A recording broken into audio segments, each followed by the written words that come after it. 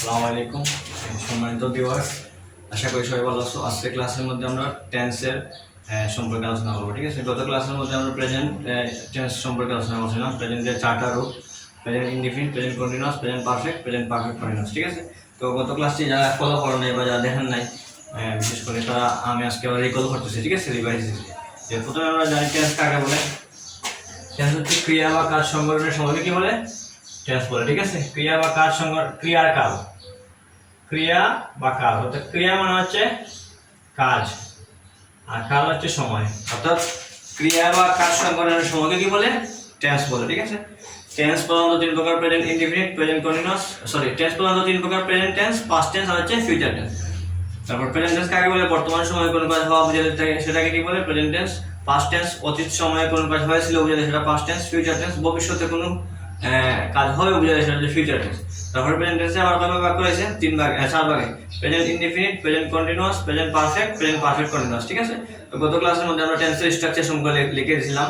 Present indefinite টেন্সের structure আছে subject plus মূল ভার্বের প্রেজেন্ট ফর্ম প্লাস অবজেক্ট, যেমন ধরো আই ইট রাইস অথবা উই প্লে ক্রিকেট ইত্যাদি। ঠিক আছে, তারপরে প্রেজেন্ট কন্টিনিউয়াস স্ট্রাকচার কি ছিল? সাবজেক্ট প্লাস হেল্পিং ভার্ব হিসেবে এম ইজ আর প্লাস মূল ভার্বের সাথে আইএনজি প্লাস অবজেক্ট। ঠিক আছে, তাহলে এটার एग्जांपल কি হবে? আই এম ইটিং রাইস মানে আমি ভাত খাইতেছি, মানে কাজটা চলমান বোঝায়। কন্টিনিউয়াস টেন্স মানে কি? চলমান, মানে বর্তমান। প্রেজেন্ট টেন্সে কন্টিনিউয়াস মানে বর্তমান কালে কোনো সময় কোনো কাজ চলমান বোঝায়। ঠিক আছে, তারপর কোন টেন্স দেখছিলাম? তারপর হচ্ছে present perfect tense. Present perfect tense হচ্ছে subject plus have has plus মূল ভার্বের সাথে মূল ভার্বের পাস্ট পার্টিসিপল ফর্ম মানে ব্রিথ থ্রি, যেটা আমরা বলি। ঠিক আছে, প্লাস অবজেক্ট, যেমন I have eaten rice. Subject হচ্ছে আই, হ্যাভ হচ্ছে হেল্পিং ভার্ব, আর মূল ভার্বের পাস্ট পার্টিসিপল ফর্ম কি? Eat, ate, eaten. ঠিক আছে, তারপরে হচ্ছে অবজেক্ট রাইস। তারপরে আমরা কি লিখছিলাম? We have played, we have played cricket. ঠিক আছে, আমরা ক্রিকেট খেলেছি।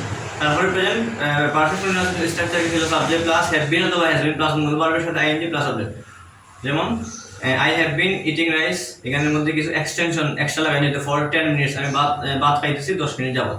অথবা we have been playing cricket since 2 PM, অর্থাৎ বিকাল 2টা থেকে আমরা 2টা যাবত আমরা খেলতেছি। ঠিক আছে, তো এই হচ্ছে আমাদের প্রেজেন্টে আমরা আজকে রিভাইজ দিলাম। আজকের মেইন ক্লাসের উদ্দেশ্য হচ্ছে আমরা পাস্ট টেন্সে যাব। পাস্ট টেন্সকে আমরা কিভাবে ভাগ করেছি বলছিলাম, একটু আগে বললাম।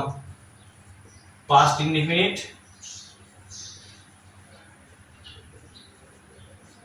পাস্ট ইনডিফিনিট টেন্স এর স্ট্রাকচার হচ্ছে সাবজেক্ট প্লাস B2 মানে হচ্ছে মূল ভার্বের পাস্ট ফর্ম। ঠিক আছে, তাহলে যেমন আমরা एग्जांपल যে দুটো एग्जांपल আছে আমি দুটো দিয়েই বলবো। সাবজেক্ট হচ্ছে আই, তাহলে B2 মনে হয় ইট আছে, ইটের পাস্ট ফর্ম কি? 8। আমরা প্রেজেন্ট ফর্ম জানি কি? ইট, 8, ইটেন। ঠিক আছে, তাহলে এটা হচ্ছে B1, এটা হচ্ছে B2, এটা হচ্ছে B3। ঠিক আছে, তাহলে দেখো, আর অবজেক্ট আমার কি ছিল? রাইস। তারপরে দেখো উই হচ্ছে সাবজেক্ট, তারপরে এটার পাস্ট ফর্ম হচ্ছে প্লে ছিল না? প্লে এর পাস্ট ফর্ম হচ্ছে প্লেড, মানে B2 হচ্ছে প্লেড, তাহলে উই, B2 হচ্ছে প্লেড, তারপরে অবজেক্ট হচ্ছে আমার কি? ক্রিকেট ছিল। ঠিক আছে, তারপরে দেখো past continuous tense.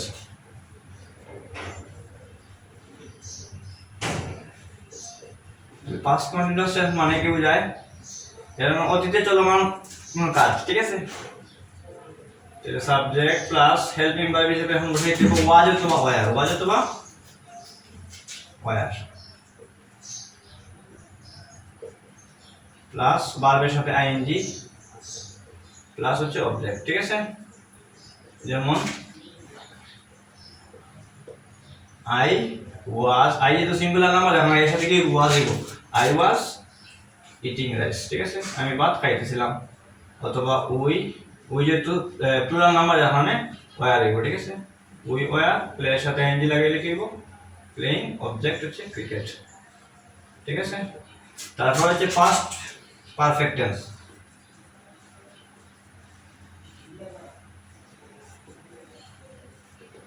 Subject plus শুধুমাত্র হ্যাড প্লাস হচ্ছে B3 প্লাস হচ্ছে অবজেক্ট। ঠিক আছে, যেমন আই হ্যাড এটার ভিতরে হচ্ছে ইট এট ইটেন রাইস, ঠিক আছে, অথবা উই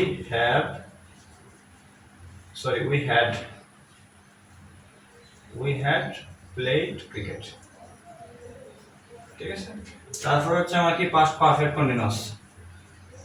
পাস্ট পারফেক্ট কন্টিনিউয়াস টেন্সের স্ট্রাকচার হচ্ছে